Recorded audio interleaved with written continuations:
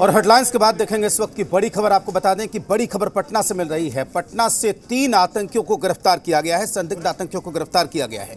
2 को पीएम के दौरे से ठीक पहले पकड़ा गया, जबकि 1 को आज एनआईए की टीम ने गिरफ्तार किया है। इनसे जब पूछताछ की गई तो कई चौंकाने वाले खुलासे हुए हैं। आपको बता दें कि सूत्रों के मुताबिक ये तीनों पटना में किसी बड़ी घटना को अंजाम देने की फिराक में थे। आपको बता दें कि फुलवारी शरीफ की पुलिस ने आतंकी गतिविधियों में शामिल होने के आरोप में इन लोगों को गिरफ्तार किया है।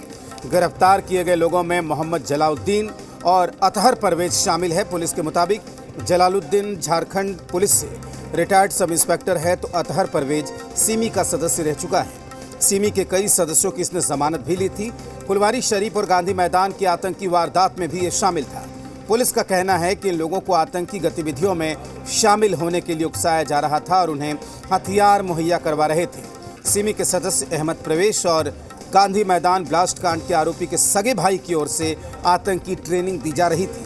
आतंकी प्रशिक्षण की फंडिंग पाकिस्तान, बांग्लादेश, केरल समेत कई देशों से हो रही थी, कई राज्यों से हो रही थी और भारत को 2047 में मुस्लिम देश बनाने की ये तैयारी कर रहे थे। लेकिन जब इनसे पुलिस ने पूछताछ की तो बड़ा खुलासा हो गया है। दरअसल पीएम मोदी 12 जुलाई को राजधानी पटना पहुंचे थे। बिहार विधानसभा के शताब्दी स्तंभ के अनावरण में उनको शामिल होना था और इससे पहले पुलिस सुरक्षा के लिहाज से जांच कर रही थी। इसी दौरान इनकी गिरफ्तारी हुई, जिसमें कई अहम खुलासे हुए हैं। चौंकाने वाले खुलासे इन तमाम दहशतगर्दों की गिरफ्तारी के बाद सामने आ रहे हैं। अभी उस मामले में हम आपको बता दें कि पटना के शहरी इलाके में फुलवारी शरीफ थाना क्षेत्र में एक कांड दर्ज किया गया है।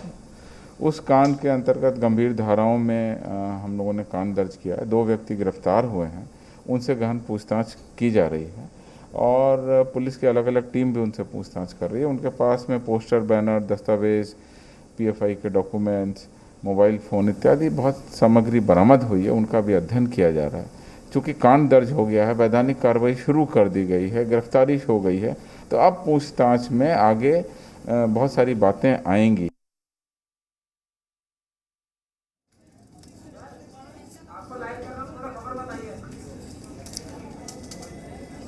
बिल्कुल, तो आपको बता दें कि ये बड़ी खबर है पटना से इस वक्त की। बड़ा खुलासा किया है पटना पुलिस ने। आपको बता दें कि जिस तरीके से 3 संदिग्धों की यहाँ पर गिरफ्तारी हुई, उसमें चौंकाने वाले खुलासे उससे सामने हो रहे हैं। पहले से भी दहशतगर्दों की गतिविधियों के साथ इनका संबंध रहा है। आपको बता दें कि पटना में जो गांधी मैदान में ब्लास्ट हुआ था, उनसे भी इनका ताल्लुक रहा है। प्रधानमंत्री के दौरे से पहले पटना में किसी बड़ी साजिश को अंजाम देने की फिराक में थे और पुलिस जब एहतियातन जांच कर रही थी तो इसका बड़ा खुलासा हुआ है।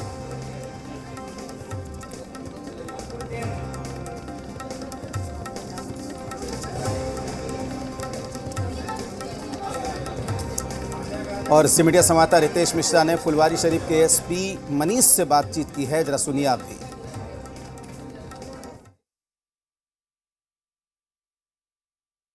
राजधानी पटना का फुलवारी शरीफ एक बार फिर से सुर्खियों में है, क्योंकि यहां पर एक बार फिर से आतंकी मॉड्यूल का खुलासा हुआ है और खुलासा हुआ है मिशन 2047 का। और पूरे ऑपरेशन को अंजाम दिया है पटना पुलिस के तेज तर्रार ऑफिसर हैं एएसपी मनीष कुमार, इस वक्त हमारे साथ मौजूद है। ये जो खुलासा हुआ है बेहद चौंकाने वाला, बेहद अहम, कैसे इसे अंजाम दिया आपने? नहीं, हमें बहुत इन्फॉर्मेशन, बहुत सारे सोर्सेज से इन्फॉर्मेशन मिल रहा है कि कुछ कहीं पे गड़बड़ चल रहा है, तो हम लोगों ने उसको साइंटिफिकली और टेक्निकली वेरीफाई कराया और हमारे जो लोकल सोर्सेज होते हैं ग्राउंड पे, उससे हम लोगों ने कंपेयर कराया। तो ये पता चला कि ईशोपुर में एक बिल्डिंग है जो रिटायर्ड सब इंस्पेक्टर का बिल्डिंग है, वहाँ पिछले 2-3 महीने से एक्टिविटी ठीक नहीं चल रही है। हम लोग ने 11 तारीख को शाम में उस जगह को सर्च किया। सर्च करने पर वहाँ 2 व्यक्ति मिले, retired police sub inspector mister Jalaluddin और मिस्टर अतहर परवेज। जलालुद्दीन झारखंड पुलिस से रिटायर्ड पुलिस सब इंस्पेक्टर हैं और मिस्टर अतहर परवेज जो सिमी के एक्टिव मेंबर्स रहे हैं। और सिमी के जो लोग, इन लोगों को बेल कराया, सिमी के लोगों को बेल कराया, जिसे उन्होंने खुद कन्फेस किया है और हम लोग वेरीफाई भी करा रहे हैं। और पिछले 2 सालों से ये जनरल सेक्रेटरी पीएफआई और एसडीपीआई के हैं और इन्होंने वहाँ किराए पर लेकर के, जैसा ये कह रहे हैं कि पिछले 2 महीने से ही किराए पर लेकर के वहाँ मीटिंग्स कर रहे थे। हम लोगों ने पूछा मीटिंग्स किस तरह की, अगर आपका ऑफिस है, किसी पॉलिटिकल पार्टी का ऑफिस है, तो आपका पोस्टर होना चाहिए, बैनर होना चाहिए, एक्टिविटीज़ होनी चाहिए, रजिस्टर होना चाहिए, but it was not there, कुछ भी नहीं था। तो फिर उसके बाद वो झूठ पे झूठ बोलते हैं। फिर उसके बाद उनका telephone records, technical evidence, CCTV footage से हम लोग जिस निष्कर्ष पर पहुँचते हैं उसके हिसाब से ये दोनों लोग मिल करके वहाँ बहुत सारे लोगों की ट्रेनिंग कराए हैं। ये ट्रेनिंग में क्या क्या होता था? जो अभी तक हमें पता चल पाया हम लोगों को अनुसंधान के क्रम में, उसमें एक तो रेडिकलाइजेशन लोगों का, जो भी गुमराह बच्चे हैं या जो भी अशिक्षित बच्चे हैं उनको रेडिकलाइज करना, और उसके बाद 6 और 7 जुलाई को मार्शल आर्ट के नाम पर वहाँ पे चाकू तलवार की ट्रेनिंग दी गई, जो उन लोगों ने बताया है। कहाँ के लोग जो हैं बाकायदा ट्रेनिंग लेने आ रहे हैं? क्योंकि अलग अलग प्रदेशों से बात निकल कर सामने आ रही है, पाकिस्तान का कनेक्शन निकल कर सामने आ रहा है, 80-83 लाख रुपए के ट्रांजैक्शन की बात सामने आ रही है। तो क्या ये जो सारी चीज़ें हैं, क्या ये सही आरोप हैं या इस तरह से सारी चीज़ें सामने आ रही हैं? जो हमें अभी तक एविडेंसेस मिले हैं, इन लोगों ने जो कन्फेस किया है, और हमारे पास जो टेक एविडेंसेस हैं उसके हिसाब से तमिलनाडु, केरला, वेस्ट बंगाल और झारखंड के लोग यहाँ आए हैं ट्रेनर के रूप में, और ट्रेनिंग लेने के लिए भी हम लोग उसको वेरीफाई कर रहे हैं। कुछ लोगों ने अपना आईडी बदल करके दूसरे नाम से कहीं किसी होटल में रुके हैं, और ये लोग ट्रेन होकर के 6 और 7 को जो इनकी ट्रेनिंग थी उसके बाद ये स्प्लिट कर गए हैं। स्प्लिट करके सोसाइटी में इनको ये पर्पस दिया गया था कि आप अपने जैसे ज़्यादा से ज़्यादा लोगों को तैयार करो।